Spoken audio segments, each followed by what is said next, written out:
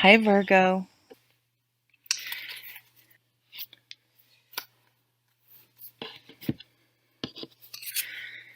So, the Three of Fire is a card to me that's about getting a higher perspective. And you see in this interpretation of the card, they are up in a hot air balloon. And so, when you start working on a project, you're putting yourself out there. You're starting to, you just don't have the thought. You've actually started to make plans. Your people usually are actually implementing this time of year.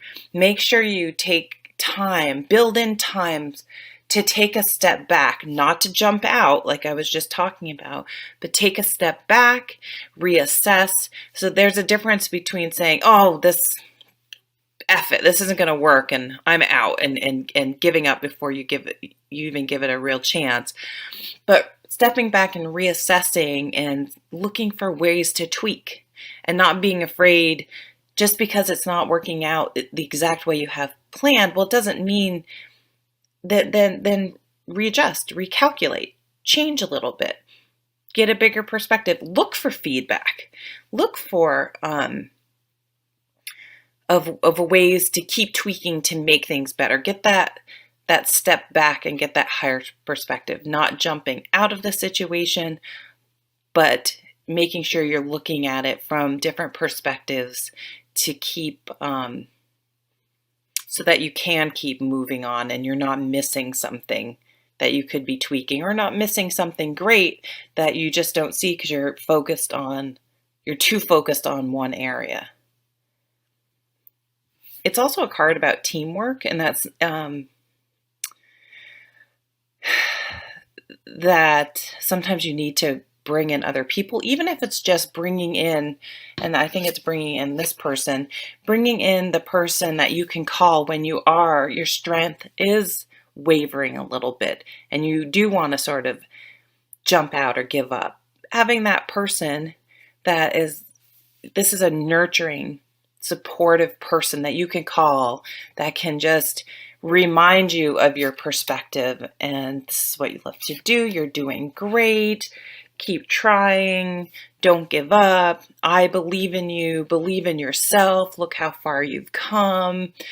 So maybe having a partner in crime is not a bad idea either, because this is a 3 card, so it points to, teamwork. If you want to lose some weight, having a person to work out with, or even if it's a friend of yours and you don't even live near each other, that you can text, that you can call, hey, did you get your steps in? Hey, did you do this? Hey, that you can motivate each other. Sometimes being in charge of motivating someone else causes you to be motivated. I know I talk to my son sometimes, hey, we gotten some exercise today, some activity, and so I have to be a good example to him. So it gets us up, gets us out, gets us moving. Just the mere fact that I want to be a good example when I motivate him. And then we have the Hermit over here.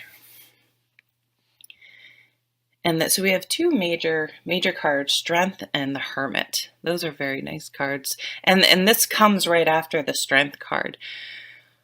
So anytime when you feel your strength wavering a bit, the Hermit would go within. He gains perspective by going within and saying, now, why did that trigger me? Why am I letting that one nasty comment in a sea of other positive comments get to me? Why am I focusing on that? Why am I not focusing on all the positive comments? Why am I getting scared? Why do I want to back out? Why am I letting my passion and enthusiasm waver? Why am I afraid of this? Why am I, asking those probing questions and doing the inner work and the deep work to try to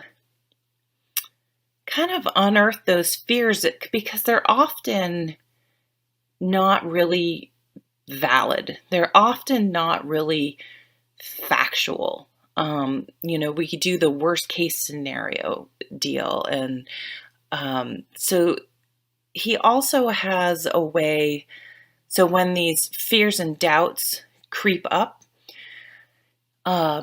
he has a way of acknowledging it, thinking about it, and letting it go, and staying centered. And he uses his spiritual lessons that he learns and tools that he has, whether it's going for a walk, meditation, mental discipline, not to allow your mind to just stay in those negative cycle of events of thinking. That's what I'm trying to say. Sorry. Like, oh, I'm going down that negative rabbit hole in my brain. My thoughts are just swirling around. I'm obsessing over negative things. And it's like, oh, okay, I see that I'm doing it. I'm going to let it go. I'm going to focus on something else. And then your mind, scary how fast your mind will go back to that negative thing. Oh, there's my brain doing that again. I'm going to stop that. That's not helpful. It's not productive. And it's not based in any real tangible things. It's just my fear sneaking up on me again. Okay, I acknowledge it. Stop my brain. Let it go. Think about something else. And it's just strength with muscle. If you do think about real strength, we have to train our brain the same exact way. We have to train it, make it strong, and making it strong by not allowing those doubts and fears to creep in. Yeah, thanks for stopping by. Thanks for all your support. Take care.